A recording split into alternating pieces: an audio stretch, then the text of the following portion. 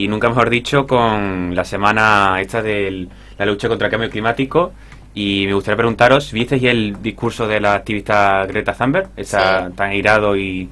Que se está peleando Trump con ella ahora. Sí. La está bardeando a una nena de 16 años. Uf, Mira, Son que se ahí- puede pegar de alguien así. Se dice mucho de más una etapa más de la política digna y consciente de Trump, ¿no? Sí. La línea habitual de Trump, ¿no? Sí, Sí, engarzarse, digamos, en cuestiones tipo de altura. quizás no tan, no digo relevante, porque el medio ambiente es algo que nos compete a todos y tarde o temprano, si seguimos este ritmo, va a estar bastante difícil la mano, pero sí la forma quizás de comunicar y de manejarse que tiene el presidente de los Estados Unidos, que ya la conocemos. Así que bueno, Jaime, para ir directo al tema, hoy nos tenías preparado una temática y también un audio bastante extenso, pero explicativo. Sí, es un pequeño... Bueno, pues sabiendo cómo son las cosas de la radio, pues le dije que condensase las cosas en unos 7-8 minutos. Y mi entrevistado, que es un periodista muy referente en España, tiene un programa que se llama La Cafetera. ¿Cómo se llama? El tipo se llama Fernando Berlín. Bien. Para mí es un periodista referente en España. Bien. Junto a otro que es Javier Gallego de Carne Cruda, por ejemplo. Y bueno, entonces para que fuese un análisis de un periodista, pues le pregunté si podía hacer una entrevista con un análisis. Y le hice unas 5 preguntas para que, aunque yo haya dicho muchas cosas de España, etcétera, pues quería una visión más profesional y se lo pedí. Y bueno, sí, desde control, compañero Fede, pues la primera pregunta que le hice fue que hiciese una cronología desde las últimas elecciones nacionales hasta la disolución de las Cortes hace pocos días.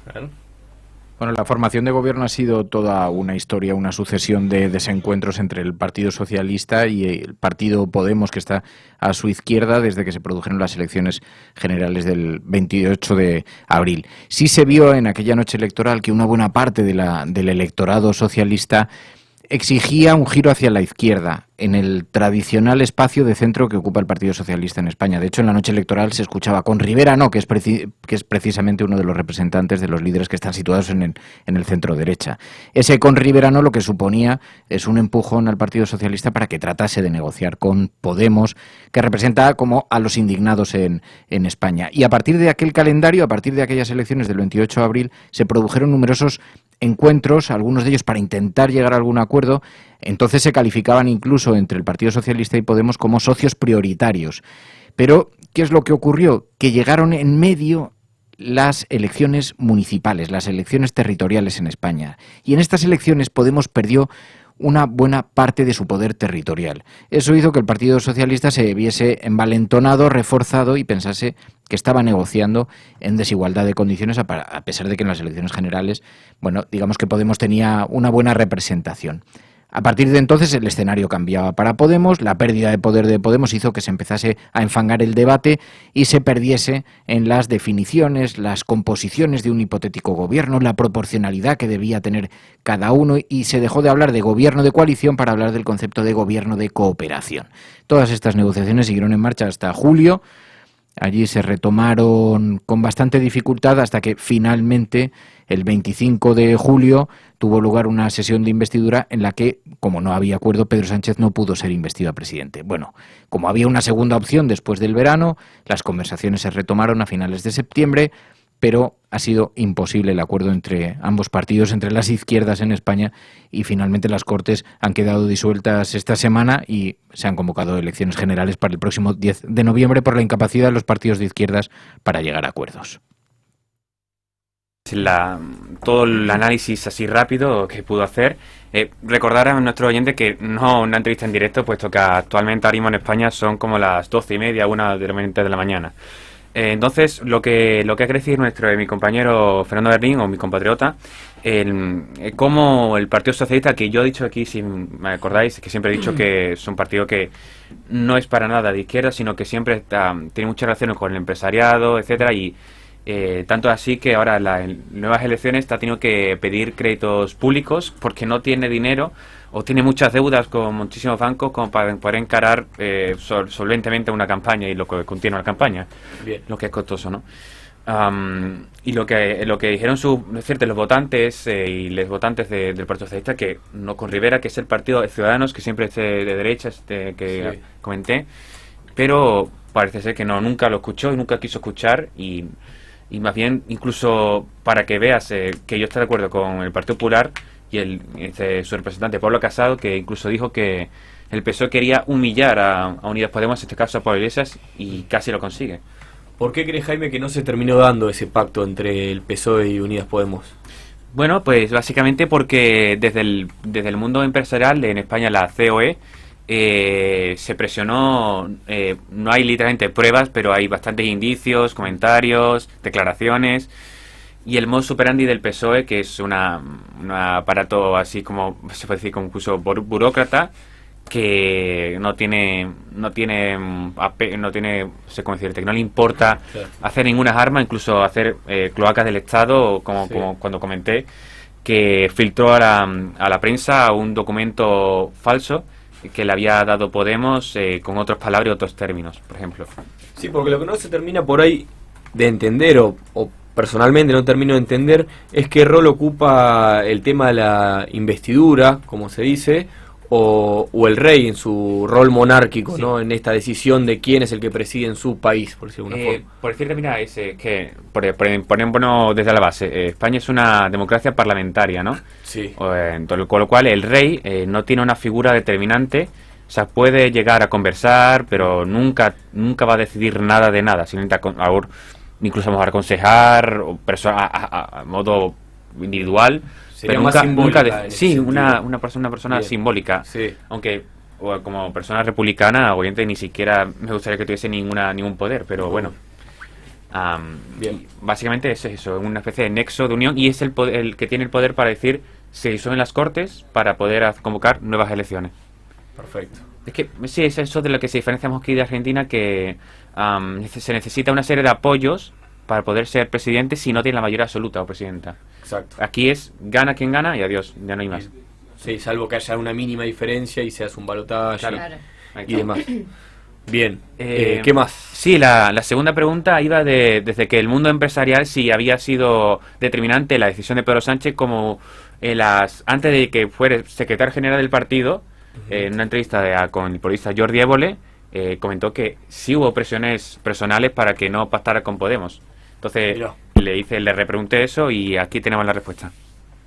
La posición del mundo empresarial en España ha estado muy marcada porque en el debate público han irrumpido siendo muy claros en que preferían la alineación de los partidos de la derecha a un posible hipotético acuerdo entre PSOE y el Partido Socialista. Esto a principios de septiembre escuchamos incluso al Círculo de Empresarios de España diciendo que prefería repetir elecciones antes que un gobierno entre PSOE y Podemos. Así que las presiones del mundo empresarial han sido muy evidentes, hasta el punto de que cuando Pedro Sánchez anuncia que no ha conseguido llegar a un acuerdo con Podemos y dice es que esto no habría permitido que yo durmiera tranquilo, incluso esas palabras son tomadas por el representante del Círculo de Empresarios y públicamente llega a decir, es que los empresarios no pegábamos ojos como Sánchez, vamos a dormir más tranquilos sin Podemos. Así que ha habido numerosas presiones que se han visibilizado tanto en el discurso público, porque las han hecho patentes, como también en las entrevistas que daban en los medios de comunicación, y sospechamos que también en numerosas presiones internas. Bueno, aquí como refleja y lo que yo antes he dicho, de que el mundo empresarial, aparte de ser un arma importante, lo que es decisiones de poderes que no se presentan a elecciones, se vio que el PSOE por eso digo que tiene tantas deudas que los sectores empresariales le determinan o incluso aconsejan entre comillas qué hacer y no qué hacer. Y no sé si estás al corriente de lo que es un coste de unas elecciones, pero son bastantes millones de euros para retirarnos los cuatro sin problema, la verdad. Bien. El coste, es decir, el presupuesto destinado. Claro, el presupuesto y es respecto a esto último que venís tocando, Jaime, que si bien no es una pregunta en profundidad, pero sí, digamos, a grandes rasgos, que quizás similitudes encontrás en cuanto a lo que se destina en campañas políticas en España y acá, es decir, ves una mayor actividad, una actividad parecida, más que nada en lo que es folletería, en lo que es redes sociales. Sí, te entiendo. Es bastante parecido, y también ahora mismo para estas nuevas elecciones se está diciendo que se reduzca al máximo los papeles de propaganda electoral, porque también es un coste bastante importante, aparte de ser también una medida ecologista. También, como digo, los sectores bancarios o empresariales apoyan de forma algo más por detrás, porque no está legalizado como recientemente aquí en Argentina. Los grandes partidos, al PSOE, al PP, a Ciudadanos, a Vox. El único partido y que no nunca se le financia es a Podemos, porque Podemos es una fuerza que se autofinancia con los ingresos de los militantes y las militantes o los mismos parlamentarios que destinan un porcentaje de su dinero ya sea al partido. Bien. Con lo cual hay una limitación de salarios y eso siempre ha sido una de las banderas políticas de Podemos, por ejemplo. Bien. ¿Y el clima en la calle cómo está? ¿Se siente esa apatía con respecto a lo que es la política, descontento? ¿Cómo lo viste vos, de lo que sabés de la gente que tenés allá, o en general, claro, los comentarios que te llegan? Sí, bueno, ahora se va a ver que la abstención en las nuevas elecciones creo que va a ser fuerte o va a subir seguro. Se había luchado en las últimas elecciones para vencer a la abstención y se ganó prácticamente. Pero se va a intentar a ver desde de los sectores de izquierda a ver si se puede vencer ese hastío, que por una parte es muy normal. Yo personalmente me tengo que poner las pilas porque tengo que hacer los trámites para poder votar a distancia. La verdad es que eso el tiempo me limita, pero voy a intentar hacer todos los trámites lo antes posible. Al consulado, ¿no? Al consulado, entre otras cosas, y registrarme en una serie de cosas bastante difíciles y que también dificulta al extranjero, cuando el español está en el extranjero, que es un asunto que nunca se arregla y nunca ojalá se arregle, pero vamos, es muy difícil hacer votar para nosotros. Aprovechamos para recordar que todos los que no hayan justificado su voto acá en Argentina tienen tiempo hasta el 11 de octubre, que son los 60 días hábiles después de las PASO. Entiendo. Bueno, eso, básicamente sí, va a haber un gran hastío, pero vamos, hay que seguir votando a la parte de izquierda porque, como ya dije aquella vez, las derechas se pueden unir, se unen a cualquier precio, no como la gente de izquierda que se discute, se cinde, como a continuación hablaremos, y ese es el peligro bastante fuerte y volver a frenarlo una vez más, salir a votar porque el peligro no se ha ido y nunca se irá. Y la tercera pregunta a continuación es, nunca mejor dicho, que hablase sobre la situación de las derechas, Ciudadanos y PP, y de la ultraderecha o fascista de Vox. Bien. Otro debate en España también muy intenso es precisamente el de la situación política de las derechas, que se encuentra más dividido que nunca, porque irrumpieron nuevos partidos políticos en los últimos años, irrumpió un partido llamado Ciudadanos que ha subido mucho en las encuestas y ha tenido algún buen resultado electoral, sobre todo en las elecciones regionales. Pero después ha irrumpido la extrema derecha, que en España no tenía representación parlamentaria desde la transición española, hasta poco después del franquismo, pero fue siendo absorbido por otras tendencias políticas y fueron desapareciendo. Bueno, pues ahora hay un partido que se llama Vox, que tiene una representación mediática y desde luego también en el Parlamento que le hace tener visibilidad, y eso ha hecho que las derechas se presenten divididas. Hay una gran operación para intentar concertarlas, buscar un acuerdo para unirlas, pero de momento no han conseguido concretar nada y ahora mismo la derecha, claro, la izquierda contaba con esa opción, que es que la derecha se presentaba muy dividida, pero lo cierto es que ahora mismo están llegando a acuerdos en numerosos ayuntamientos y comunidades autónomas, de forma que aunque de facto no están bajo unas mismas siglas en una coalición, están alcanzando acuerdos de los que la izquierda está siendo incapaz, de llegar en numerosos lugares. Entonces lo que viene a referir es eso, que no va a tener ningún problema las derechas o de pactar con la ultraderecha o con el partido fascista Vox, y es un peligro que está a las puertas y por la irresponsabilidad de Pedro Sánchez se le da una nueva oportunidad, un repechaje para que lo peor de la política española vuelva al poder y se regrese a las peores políticas en cuestión de migración, que ya estamos sufriendo en ayuntamientos como Madrid, que, por ejemplo, Vox, en una concentración por últimos feminicidios ocurridos en España, pues llegó con una pancarta que no tenía nada que ver con su ideología misógina y... ¿Por qué? ¿Qué decía?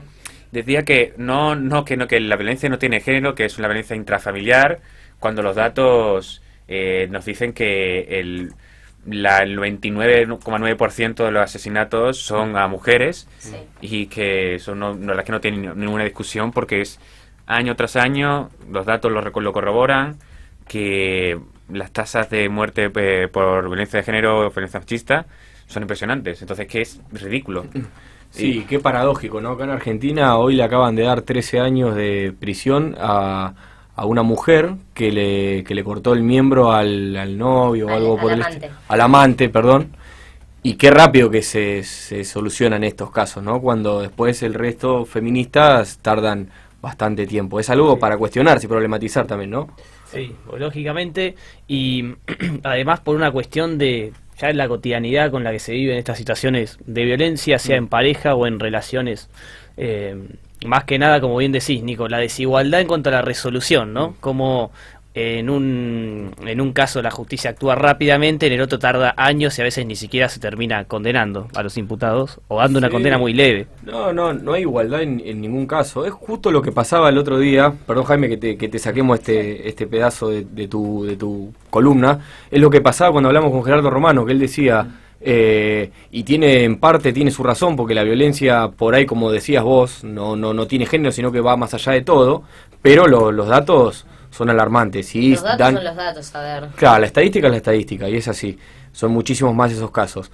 Ahora, lo que tenemos que poner, creo yo, bajo tela de juicio, es desde dónde nos posicionamos cuando hablamos y qué es lo que decimos y cómo van a interpretar nuestro mensaje. Porque una persona tan relevante como él que diga algo así, como veníamos diciendo, habían habido 4 casos de femicidios en ese fin de semana, y uno tiene que saber de qué contexto está diciendo lo que dice y con la relevancia que tiene. Hay que ser responsables. Claro, Lógicamente. exacto. Y Y aparte los invitamos se a ver puede- esa nota en Realpolitik FM en YouTube, que está colgada. La pueden buscar bajo el título Gerardo Romano y a la frase entre comillas: es paradójico que no se hable de violencia de género al revés, Sí. que viene generando bastante revuelo. Que a mí Lo que no me decía. parece nada paradójico, pero bueno. No, es el título de la nota, No, para que ya lo puedan sé, ya buscar. sé, pero digo- Era nuestra descarga porque nos cortaron ahí, no pudimos comentarlo bien Claro. sobre el final del programa pasado. Bien. Bueno, si podemos volver a la entrevista. En la cuarta pregunta iba a relación de un posible superpacto de izquierdas, porque recientemente, horas, se ha creado otra escisión desde a la izquierda que se llama, principalmente se llama Más Madrid, que fue un contexto municipalista y a la región, y ha dado el salto a varios sitios nacionales, que es liderado por Íñigo Errejón, que se separó de Podemos de una manera muy abrupta y de mala manera, se podría decir, y creó su espacio y ha dado ahora el salto a nacional. Está hablando con diferentes espacios. Ojalá, y lo he dicho por redes, que se curen heridas, porque hay muchas heridas abiertas entre Pablo Iglesias de Podemos y Íñigo Errejón. Hay muchas heridas, pero bajo el contexto que estamos, creo que hay que limar esas perezas y un pacto de mínimos de un superbloque de izquierdas. Ahora mismo creo que parece una utopía, pero literalmente todavía hay días para reaccionar a ello. Si no, aunque es un hecho, la izquierda se va a dividir muchísimo, y no es algo que personalmente quiera. Y bueno, damos paso a la respuesta de mi entrevistado.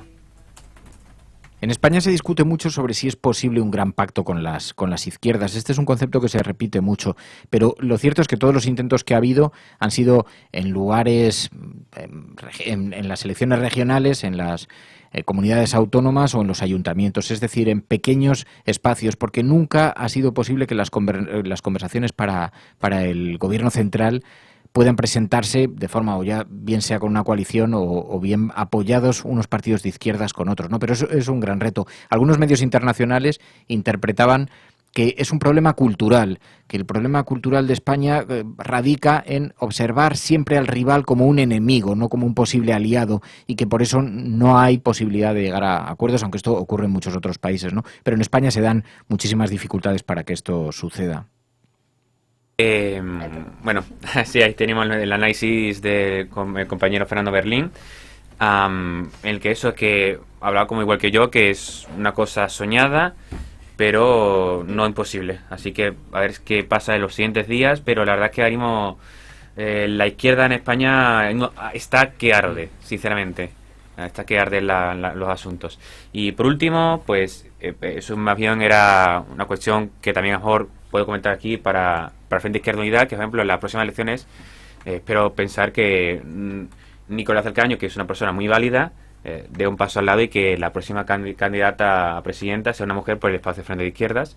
Por eso pedía, o me gustaría pensar que se podría también hacer desde los espacios de la izquierda, pero en España, como los tiempos son tan ajustados, no son como una elección general normal y corriente, al parecer va a ser imposible hacer eso, pero aspiro a que después de las elecciones de 10 de noviembre pues haga un gran congreso y que unas primarias y que se pongan como cabeza de lista a mujeres para que de una vez por todas haya mujeres candidatas, solo candidatas de grandes partidos a ser presidenta, que solo hubo una pequeña candidata que es Silvia Barquero, creo que se llama, del partido animalista PACMA, pero de los grandes partidos nunca ha habido ni una ni siquiera candidata. Y eso es lo que decía mi compañero. Bien, bien. Sí, como todos los políticos en Argentina deben hacer una autocrítica, porque si el país está como está es por culpa de todos, ¿no? Claro. Yo recuerdo, como decías vos, Jaime, por ahí todavía no estabas acá en Argentina, pero en el 2015, cuando se hizo el balotaje, Sí. se tenía que decidir entre Scioli, que era la continuación del kirchnerismo, o el macrismo. Sí. Y Nicolás del Caño mandó a votar en blanco. Entonces, eso es una autocrítica que hay que hacer desde todos los espacios. Tanto el peronismo, que fue el que permitió que ganase la derecha, tanto la derecha por cómo nos destruyó, y tanto la izquierda que permitió que eso sucediese. Pues sí, bueno, no sé, no, me estaba dando paso al compañero. Sí, Pero- sí. Ajá, No, pero que bueno, tenía que justo, soltar esto y justo la te soltaba. escuchaba decir eso y se me vino a la mente el tema del 2015, ¿no? Que todos lo recordamos y cómo quedó explícito que era lo que estaban decidiendo para el futuro del país, ¿no? Y bueno, cada uno sabe, pero bueno, no Sí, podía sí, dejar de decirlo. Hicieron una autocrítica y recapacitaron, ¿no? Que Sí. había que tomar partida porque, más allá de todo, ya era una situación de 4 años más de una Exacto, estructura sí, que estaba...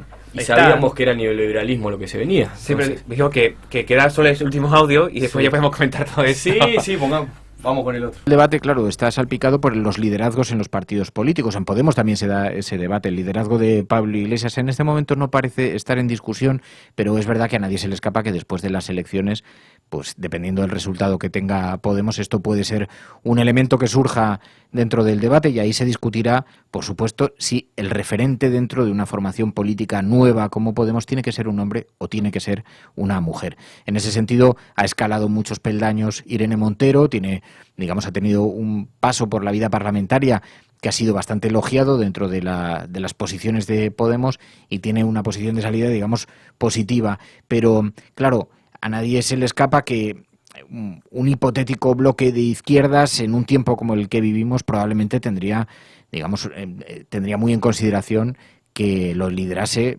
una mujer, ¿no? Sería muy positivo también para la higiene democrática de este país y para la igualdad. Así que no es que esté situado eso en el principal foco público, pero sí lo ha estado en algunos momentos, la necesidad de que se produjera regeneración en los liderados y que esa regeneración estuviera encabezadas por mujeres. Bueno, eso, que lo que decía el compañero, eso que es el futuro llama un paso no al feminismo español y en este caso en toda la política.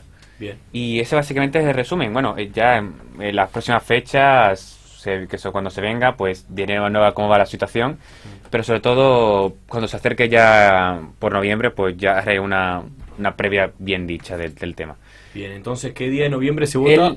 Mi cumpleaños, el 10 de noviembre. Fíjate qué El 10 de regalo, noviembre. qué regalo ir a votar. No sea Para mí- cosa para que mí es ande un en la regalo. derecha, justo. Para mí es un ese regalo, día. el 10 de noviembre. No le digas eso. No, sea no, amable. yo creo que el pueblo español ya debe haber aprendido, ¿no? Lo que es la derecha también. Sí, no subestimes, no subestimemos ningún Siempre aspecto, vuelve, pero vamos. siempre vuelve. Sí, bueno, y si quieren puedo decir mi opinión sobre Sí. tu crítica de antes, supuesto. Sí, sí. que de la crítica no decirte que la razón creo que todo el mundo sabemos que sabe algo del porqué del voto en blanco a aquellas elecciones, es porque aparte del dato de que siempre se ha sumado todo lo que serían los votos de Frente Izquierda Sí. a Scioli y tampoco daban los números, o sea que daban un número muy ajustado, pero tampoco daban ni siquiera la victoria a Scioli, sino daba un margen muy mínimo a Macri. Yo que al final recuerdo ganó. que era alrededor de 2-3% y la elección se dio por menos de un 1%. Claro, pero por mínimo, pero Muy ni siquiera ajustado, daban los números, muy incluso con ajustado todo el fue. voto de Frente Izquierda. Sí, sí, totalmente. Igualmente, a ver, a lo que yo me refería, y para no alargarla mucho más que eso, era que durante ese periodo en el cual se da la primera elección y se genera el balotaje, se le dio el espacio para que todos los que habían participado tuviesen su poder de decisión. Era muy difícil que Del Caño, siendo de izquierda, dijese no, voten a Scioli. Pero es otro mensaje, en mi opinión, fomentando la ser apolítico, en ese sentido, que uno puede, y está en su derecho democrático, votar en blanco. Pero hacerlo tan explícito también genera algo. Ahora, ¿a qué se acerca más el pensamiento ideológico de la izquierda? Y seguramente al peronismo al ser tan amplio. En cambio, justamente, valga la redundancia, Cambiemos tiene una orientación de centro-derecha. Solamente era eso, no era una crítica, sino era reclamar la autocrítica que no están teniendo los políticos contemporáneos. Sí, no, entiendo tu postura, pero por ejemplo, hablando en la línea actual, para mí Alberto Fernández viene en la cuerda de Scioli y del mundo empresarial, que ha dicho que esas 3 frases que se podría resumir, que no era momento para discutir el aborto legal, que estaba bien, que los $60 estaba muy bien en ese momento y que era estable y que era aceptable, o que llamaba a quedarse encerrado en casa y no luchar por los derechos y retirarse los movimientos sociales de las calles, se fuesen a su casa y no protestarse ni reivindicarse sus derechos. Entonces, armando todo eso, Fernández. Sí, todas esas cosas lo ha dicho Alberto Fernández bien clarito en las últimas, con aquella reunión con todos hombres, por ejemplo, eran todos hombres, aquella reunión de la CGT y creo que la UIA, no sé, si estoy diciendo bien. Sí, la Unión Industrial, puede ser. Eran todos hombres, o sea, que creo que la imagen es personificada de heteropatriarcado. Bien. Muy graciosa, ¿verdad?, esa fotografía. Sí, bueno, el pueblo se pronunció, calculo que Está bueno ya estos se debates verá. que se dan, Sí, ¿no? sí, Estaría totalmente. incluso para... Dejamos a sugerencia de todos los que nos están oyendo, esperamos mensajes, a ver qué opinan de inaugurar una sección de debates, ¿no? De esto. Como está el debate presidencial que se va a dar en Santa Fe. Exactamente, y dos después en la colores UBA. contrapuestos. Chan, chan. No ponemos un micrófono, los micrófonos ya están puestos Bien. y ya está. Empieza. Sí. Pero bueno, lo dejamos para otro momento. Jaime, te agradecemos mucho por tu espacio, tu columna. Son las 20 horas, vamos a una pequeña pausa y ya